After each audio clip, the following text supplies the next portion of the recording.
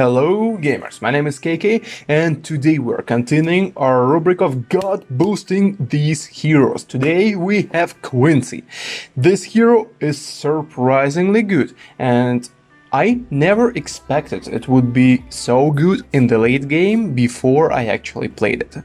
How good is it? We're gonna find it out at the end of this video. But first, let me introduce you to the criteria we're gonna be playing with and what towers can we use and what are the conditions. First, we have our hero as the main damage dealer, but we are allowed to use the 0 to 5 ice tower and 0 to 5 glue gunner. We are allowed to use all no damage support towers, and we are allowed to use the Perma Brew Alchemist. We are also allowed to use the Hyper Boost Engineer as well as the Submarine 500 in order to speed up the ability recovery. That is it. All the other towers, with the rare exceptions when the hero cannot pop the certain bloom types, are restricted. And the end result is how many pops out of 8.1, 8.2 million pops will the hero itself be able to deal. So, for example, the results of the previous two videos are: Churchill has 7.9 million pops and Adora has 7.45 million pops out of 8 million, 8.2, 8.1 million, it depends. So these are some of the best heroes in terms of DPS. Will the Quincy be able to stand up and compete with those two, or will it be the total garbage? Let's find out. So basically, the clever use of abilities can push your hero extremely far. Basically, what are we gonna do? Keep this in mind. The level 3 ability of Quincy will be paramount in this run. What it does is basically it triples the attack speed of Quincy. And this is money. Look, so the abilities that I'm planning to use today. First, the overclock. It doubles the attack speed, and when you use the tier 5 overclock, which is called hyper boost, it has the, when you use it 10 times on the tower, it gives the permanent attack speed buff to the tower. I'm pretty sure it's not as big, it's like 33% quicker attack speed. Then we will use the Perma Brew Alchemist, which doubles the damage and permanently increases the range. We will use the Homeland Defense, which further doubles the damage. And so far we have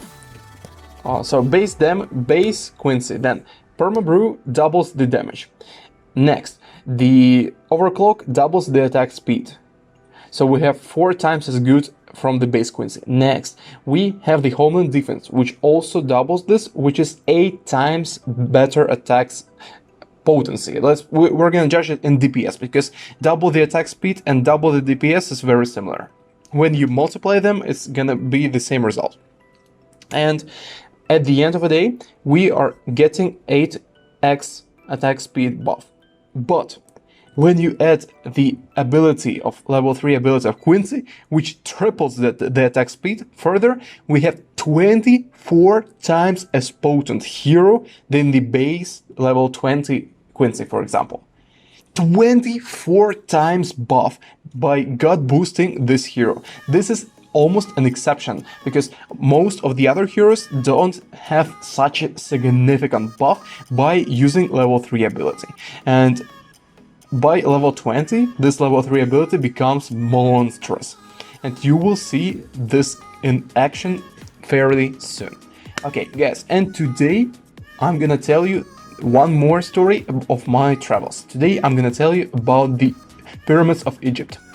So, I've been to Egypt, as you could probably guess, and I've been to Egypt for multiple times. One of which I visited the Cairo, and I've seen those freaking pyramids, the legendary ones. Ooh, okay, so the first impression, when I came to Egypt, I was in Sharm el-Sheikh. It's the tourist city located in the, I'm pretty sure it's central Egypt near the Red Sea. So it's on the Red Sea coast. It's extremely beautiful. Like, it's the most beautiful sea I've ever seen. It's salty, and you can see a lot of corals and a lot of fish there. Like, this fish doesn't touch you, doesn't bite you, but the fish there is colorful, it's vibrant, and you can see a lot of different species, beginning from the parrotfish and ending by the sea hedgehogs and sea cucumbers. It's two of the memest creatures there. But I've also seen the puffer fishes there and many other kinds of fish. For example, most of the fish that you could see in the Nemo, I've seen all of those. It's really a sight that you should see once in your lifespan at least. So if you can, and if you have the opportunity to ever travel to Egypt, do it. It's one of a kind view. And for example, people were telling me that I can experience the same thing in the ocean near Japan, but it's different because, okay, let me look up the name of this geographical thing because I don't want to mess this up. Just a sec.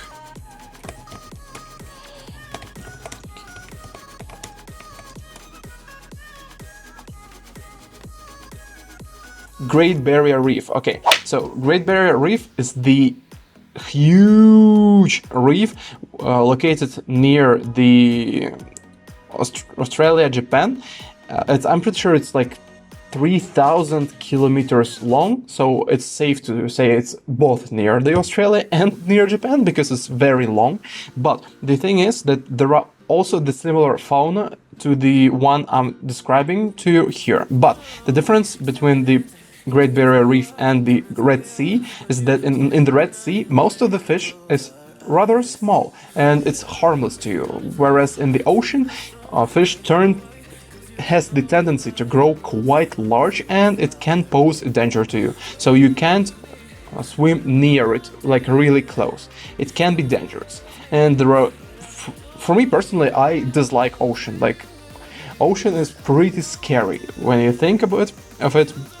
Whereas the sea, when you're snorkeling near the coast and you know you will be safe, even if, for example, you stood on the sea hedgehog, you wouldn't suffer the permanent damage because you could easily call to ambulance and you will be saved in the short time span. But in the ocean, it's different. Our ocean is ruthless. So this is why I think the Red Sea is better. So if you have the opportunity to visit the Egypt, do it. Do it for sure. But now let's shift to the pyramids. So we decided we were staying with my family, and back then I was pretty small. I'm pretty sure I was 13 years old. I was traveling with my brother and my parents.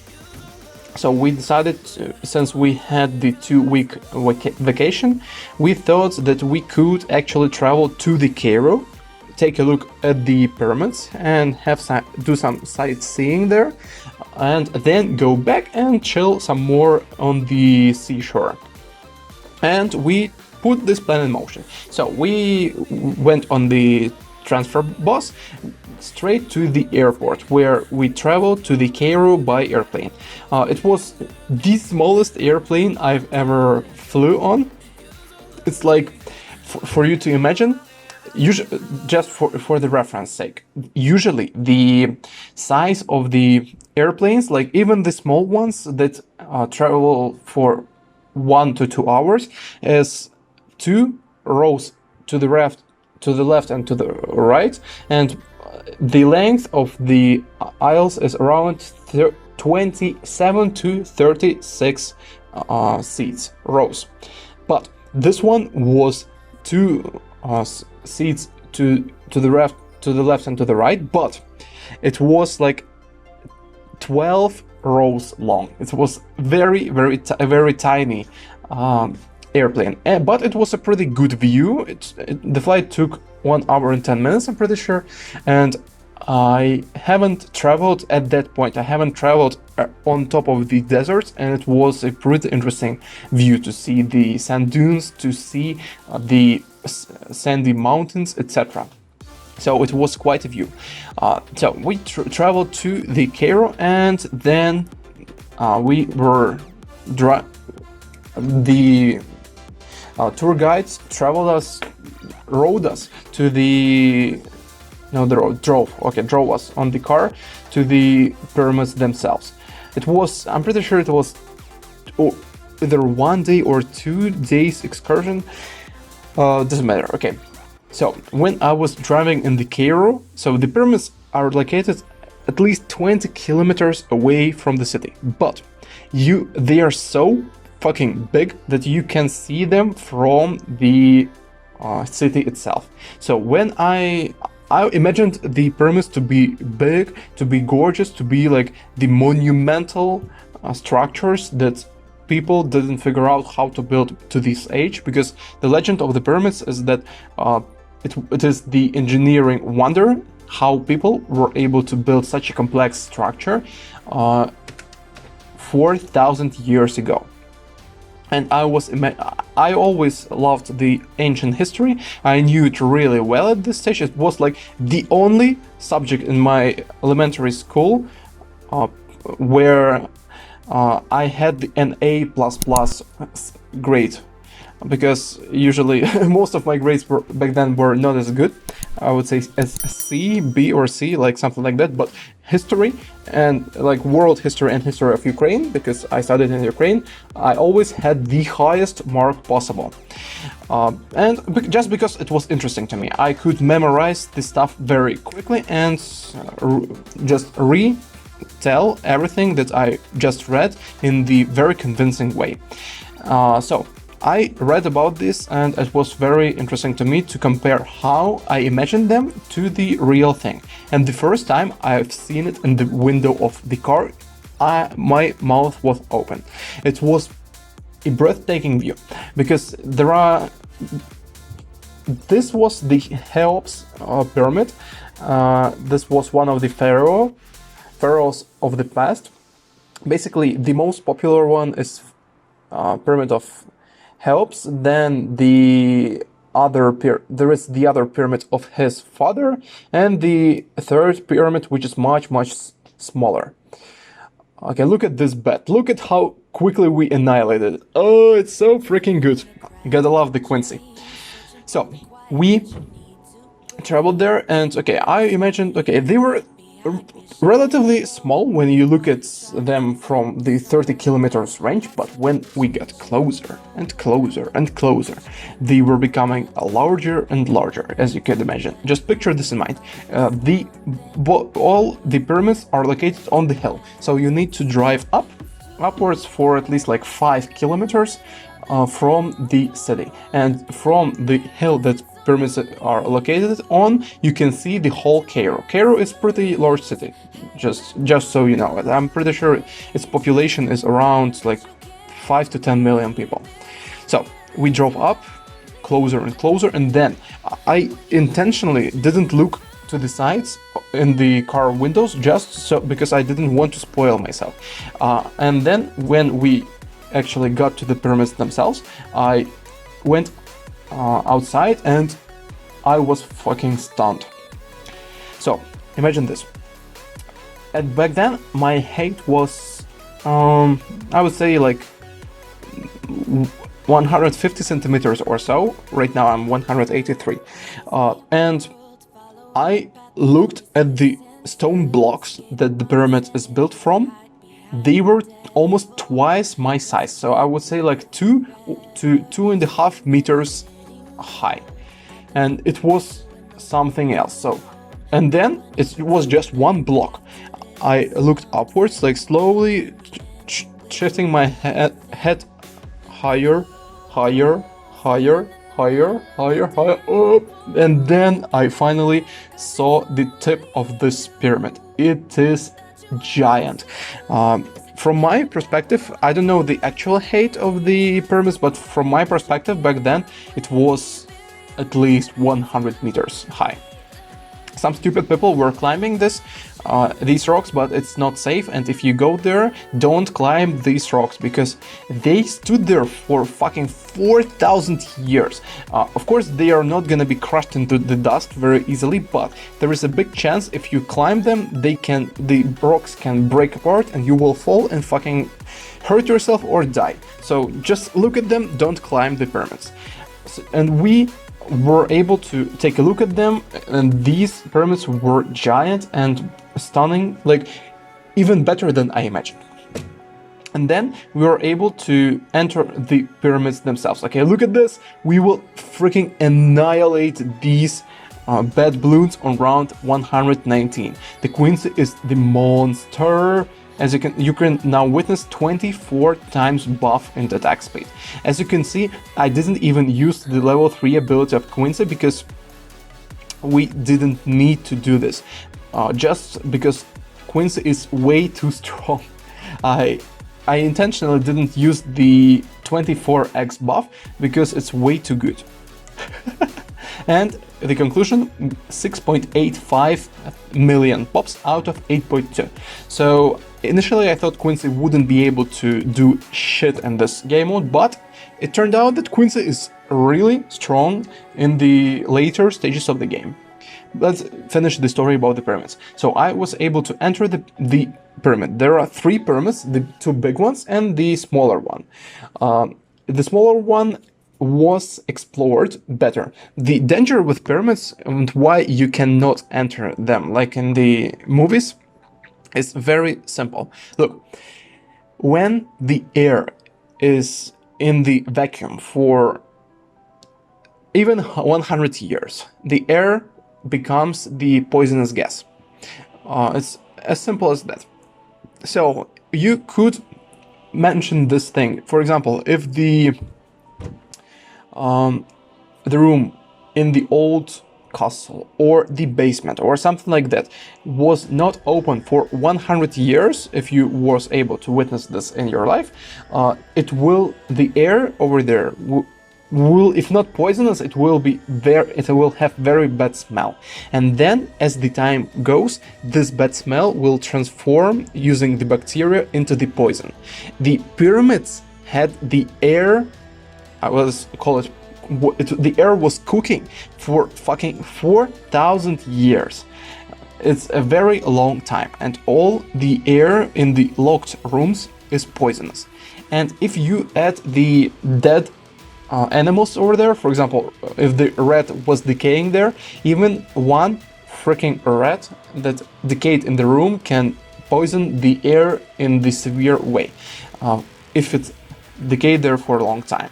So each time when the new explorers try to enter the new rooms, they always wear the gas-proofed masks so that they don't die and don't choke from these poisonous gases, which is why we cannot enter the pyramids. Pyramids have traps in these rooms, and pyramids can, because these are the old structures, they can both poison you using just the air, but it's the old compressed air, and they can also there can be the slide of the rocks in the walls. The traps can be broken, and the ceiling can just fall apart on you. So it's a very dangerous place if you don't know the rules of this place. And also it's pretty interesting for the scientists to decode the drawings on the walls, let's call it this way. But so they already discovered this route, and we were able to enter the grave of one of the pharaohs. Of course, the sarcophagus was not there, but the hallway was there. It was not the best experience, especially for those who are claustrophobic, because you might picture this. I'm pretty sure people back then were shorter. It's scientifically proven that people, even 1,000 years ago, the average height was 1 meter 48 centimeters for males. So, and right now the average height is worldwide is 1 meter and 76 centimeters or so. So it's the overall height of people increased as the centuries progress. So the entrance is small. It is designed for the shorter people, and I'm pretty sure 4,000 years ago people were even shorter. This is all backed up by the scientific research. I'm not pulling this out of my head. If you want to, you can Google it and research for yourself. So you already need to try to be as small as possible and there is a long line of people waiting to enter, and you try to crouch there, and it's uncomfortable thing. Also, the smell is pretty bad because there is no conditioning. Air conditioning is just non-existent there, and so basically it's just the small room where all the good things were already taken, like by the museums, all the gold pieces, etc., and the organs of the pharaohs that they put in the separate vessels. It was believed that the pharaohs would go into their other life after death. They will collect their organs, and thus they will be able to live the eternal life. They believed that their gods would grant the eternal life to the pharaohs this way, because, as I told you in the previous video, which you, by the way, must watch, it's a very interesting topic discussed there. Same with sultans. The pharaohs were considered the people who are closest to a god. They're the apostles of the god, and their word was considered the god's word. It's the cult of the personality, let's call it this way, because it's very similar to the communism, where Lenin was the godlike figure for a lot of people. And there are the examples of this even in the modern society. Fortunately, not in the first world countries. But let's not discuss the politics, it's the dirty topic. So, the room is rather small, and you could see how it worked. And there, in this kind of room, the traps were not there, because it was the grave room itself. But there were a lot of hidden, how to call it, tunnels, where people didn't explore. They were taped like "do not enter," and there were guards so that people don't enter them, because people will just die. We can suffocate, they can be killed by the traps, etc. So these pathways are just restricted for the public eye. And it was a very interesting thing to visit those pyramids. If you can, also do visit it. It's a unforgettable thing, let's put it this way. Pyramids are really good. And about Quincy. Quincy was surprisingly potent hero, especially in the later game, but since it is 24 times as strong as the base Quincy, on level 20 it is to be expected, I guess. I never thought that Quincy was that good in the later game, but when you God boost Quincy can carry all the game. I'm not sure can the Quincy do this in Chimps mode, because we won't be able to hyper boost, for example, Quincy. But we might actually try this in the future. Okay guys, press the like or dislike button right now, depending on what you think about this video, and subscribe now. Guys, see ya in the next one, and tell me your thoughts. Where have you been to yourself, and what do you think about the pyramids of Egypt?